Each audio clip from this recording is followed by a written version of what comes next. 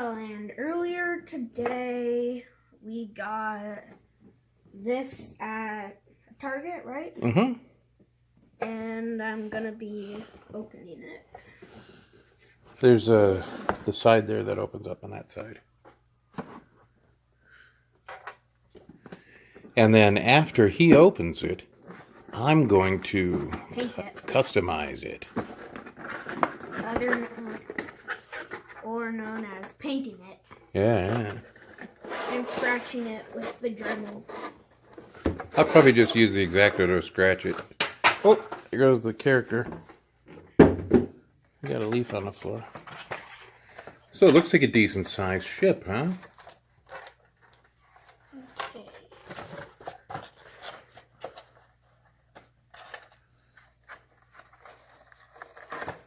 Okay, we'll be back when it's all taken out. Yeah, when it's open.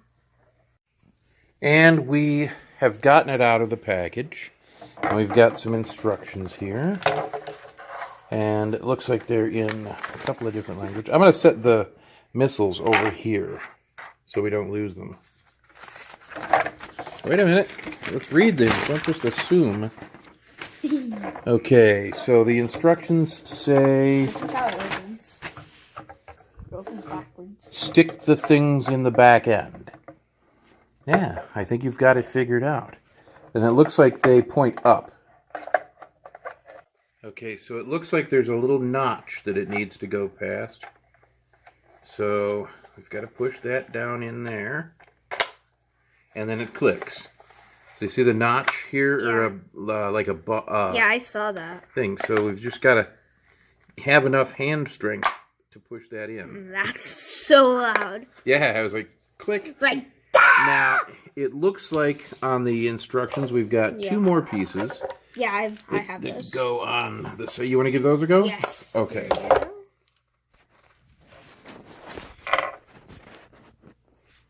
I'm guessing they fire this way instead of backwards. And yeah, it's shaped like this. Wait. Yeah. Oh, that's a nice firm click. It's not as loud. Nowhere near as loud.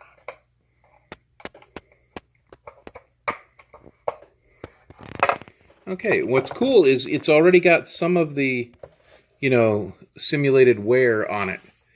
So that's kind of nice. That gives it a cool look. So we'll have some fun with that. Okay, so here we have the A-Wing from Star Wars The Last Jedi. And I've got little bits of sandpaper and X-Acto knife, silver Sharpie, and assorted... Come on, don't... Dinosaur. Yeah, you're going to bump the camera with Rex. And one of the things that I like to do with the X-Acto knife is just make some marks like this. Hopefully you can see that. I'm looking through my old Nerf guns. And add, I like this one. This one's awesome. extra scratches that it doesn't come with. And I just do them here and there where it would be logical. I'm thinking that, might be some near the cockpit. Like that. Maybe on this raised area. Ben's got some Nerf gun action going over there. So this one, I might need to scrape it a little bit harder. That one's not a Nerf gun. No, that's definitely not a Nerf gun. And so then, got maybe a scratch there, like this. And along the edges of panels, you can see that there are various panels in the surface of the ship. And I like to do scratches along the edges of panels like that. So I'm going to grab the ship and bring it a little closer. See how there are scratches at the edges of those panels? I'm going to do a lot of scratching work now, and then I'll show you what I've done as far as that goes in a little bit, and then we'll do some more weathering. Okay, so we're back, and I've added a number of scratches using my X-Acto knife and sandpaper, trying to make the scratches on the front a little bit more realistic than they were. It came with some scratches built in along the edges of the blue, and then there were some that were actually painted in on the front, and so I tried to sand those off and then make them real. So it was like they tried to make it look like the beige was showing through and it was layered on top, similar to the silver that you find on the 1990s Land Speeder, which is pretty cool looking. It's one of my favorite vehicles. But I've added the scratches here like this and sanded off some of the crud that's coming out of the sides here just to change it up, make it a little bit different from what it is fresh out of the box. And then I'll be doing some weathering here in a couple of moments to give it a different color as well. Okay, so I've got my acrylic wash here, brown oak detail. And I'm sitting in a very creaky chair, so you'll have to pardon that. But what I like to do with these is use different colors of wash. And so I'll layer them in to the crevices and then wipe them out again. So you can see that I'm putting them in. My kid drinks loudly.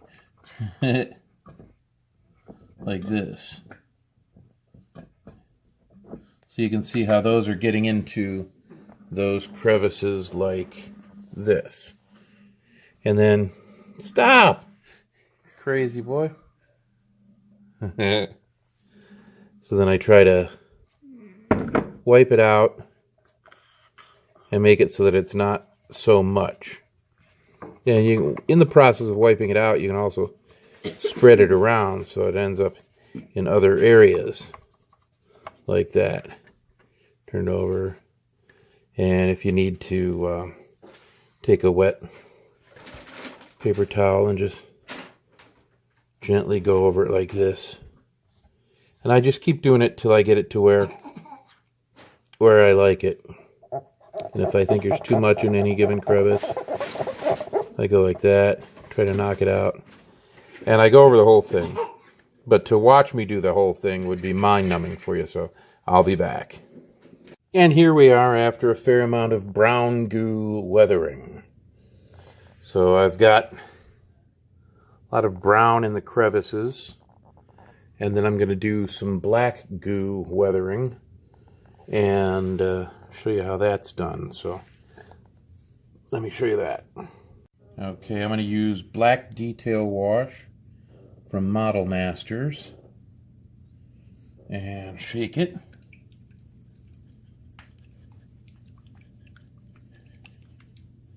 And then crack it open.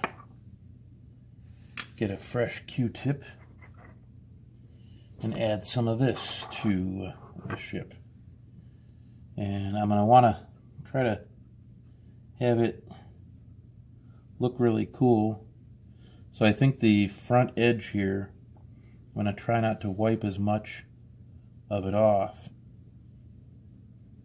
And then when I do wipe off too much, I can always add more later.